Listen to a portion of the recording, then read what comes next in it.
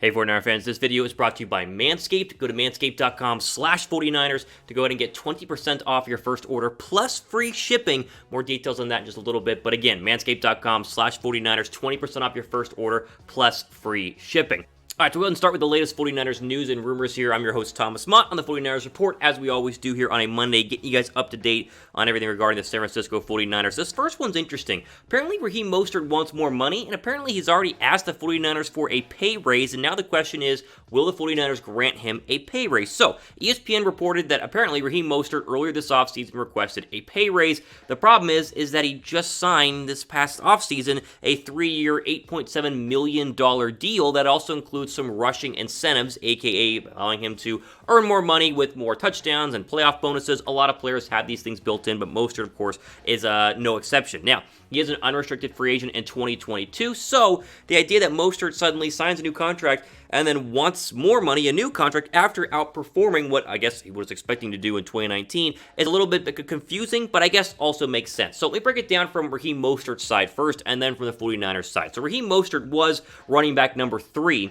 going into the 2019 season. Remember, you had Matt Breida, you had Tevin Coleman. He was not expected to play as well as he did. The stats, as you obviously are seeing, and as you know, were a completely different story. He balled out and became the number 1 running back on the 49ers and really one of the better running backs in the entire National Football League. The problem is he makes significantly less than other running backs in terms of his overall caliber. So here are the top 5 running backs in Mostert's pay range. So Josh Jacobs, a rookie, makes $2.98 million. There's Mostert at $2.90. And you have Hyde, who just signed with the Seahawks, Rashard Penny, and Damian Williams there at $2.55 million. So you'd say, well, Raheem Mostert's better than all these running backs, right? He should make a lot more money. The question is, how much more money does he actually want? We don't really know. And how much do you think he actually deserves? You go through the highest paid running backs in the NFL. Surely he doesn't want Christian McCaffrey or Zeke Elliott money. He can't even get close to David Johnson or Le'Veon Bell money at $13.5 million. So the problem that Raheem Mostert has essentially presented himself with is he signed a deal before he actually balled out, and then balled out and now thinks he's worth more than the deal, but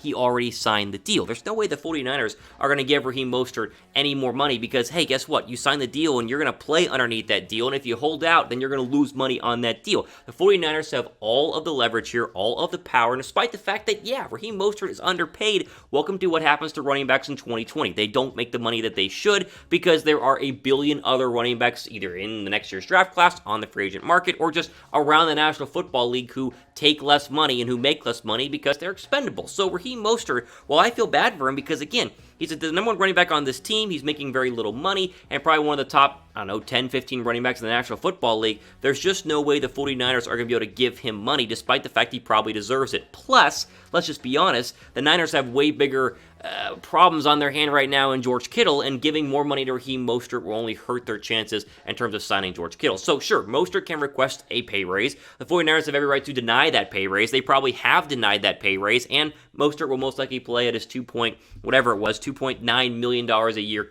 that he's going to have for at least the next couple of years until 2022. So an interesting development.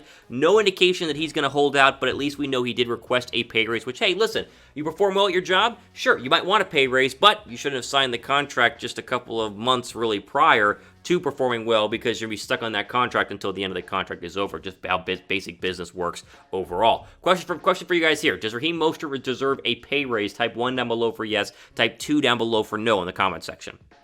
All right, the big news in terms of the trade rumors that are ruling right now for the 49ers is David NJoku. Now, you probably are seeing headlines all around Twitter and also on your favorite sports writing websites saying, 49ers interested in David NJoku? Kendrick Bourne likes tweet.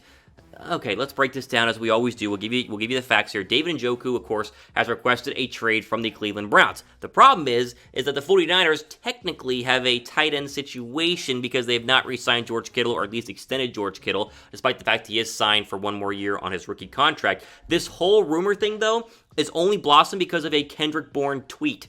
Literally, there is no other sourcing and no other facts regarding 49ers are going to trade for David NJoku. The only thing they have right now is a tweet by Kendrick Bourne. This is not going to happen. It's ridiculous that we even have to talk about this. But in an offseason where news and rumors and media trying to run with stories is abounding, we got to break it down that way you guys can be fully aware of what exactly is going on. Now, before I show you the tweet that started the whole David NJoku hysteria with the 49ers, we're going to give a quick shout out to our sponsor for today's video, Manscaped. Get 20% off and free shipping when you go to manscaped.com shoutout.com/49ers right now. There's got a bunch of great products. The Lawnmower 3.0 is one of them. I have that. They send that to me. I have the deodorant for down south. You can also get the Perfect Package, which gives you a bunch of their products in one package for a great deal. Right now, again, all 49er Report watchers and listeners can get the deal. Chatsports.com/49ers, 20% off and free shipping. Link is down below in the description box. So, what caused the idea of a David Njoku trade rumor? Here it is. So the 49ers on NBC Sports in the Bay Area put out this tweet saying, the 49ers should explore trading for David Njoku and pairing him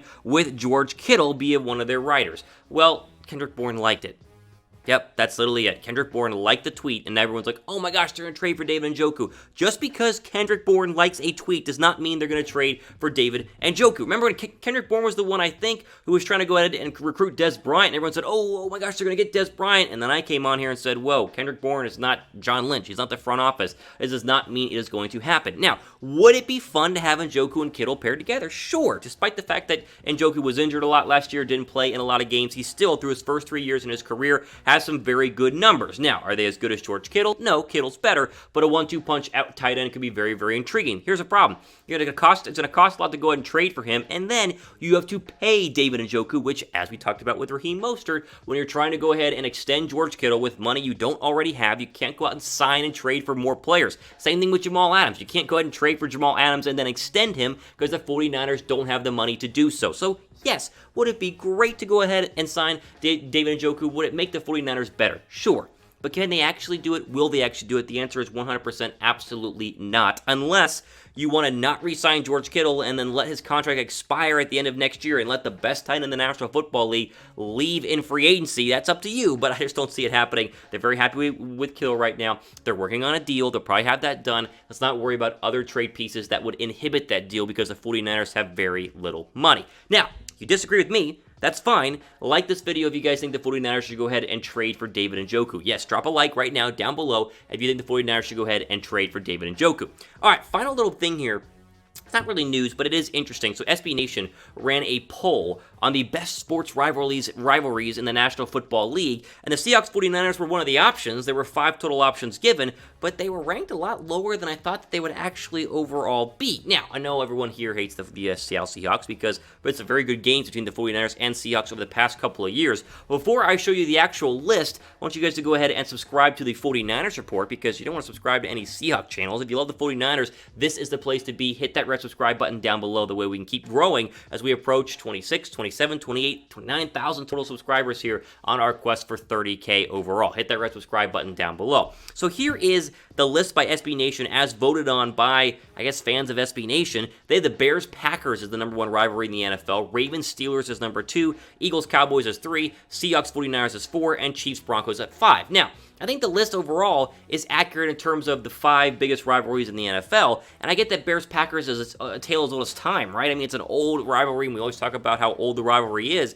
It's been a very one-sided rivalry recently, right? I mean, Bears-Packers during the Aaron Rodgers era has not been a very good rivalry because the Packers have absolutely owned the Bears. Now, the Bears gotten better, sure. Aaron Rodgers, of course, slipped up a little bit, getting a little older, but is that still the #1 rivalry in the NFL? Ravens-Steelers likewise. I mean, the Steelers have not been good the past couple of years due to injury. The best rivalry on this list is probably Eagles-Cowboys in terms of overall head-to-head and in recent head-to-head. Chiefs-Broncos, again, not been that competitive the past couple of years, pre-Patrick Mahomes, during Peyton Manning, and then post-Peyton Manning, current Patrick Mahomes.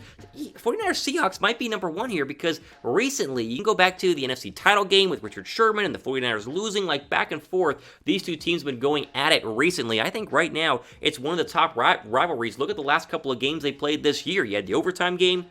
Had to stop at the 1. I mean, the division on the line. I mean, it's just absolutely crazy. So is the list, something we got to completely whine about? No, I think it's pretty much as accurate as you could possibly hope for in terms of the teams they selected. But recency bias, I think, should go in here a little bit because recently the rivalries for the Eagles and Cowboys and the 49ers and Seahawks have been a lot better than Bears, Packers, Ravens, Steelers, and Chiefs, Broncos overall. But of course, if you're a big 49er fan and you think that they're the best team in the National Football League, thumbs up this video, as I know most of you guys should and would and feel the exact same way.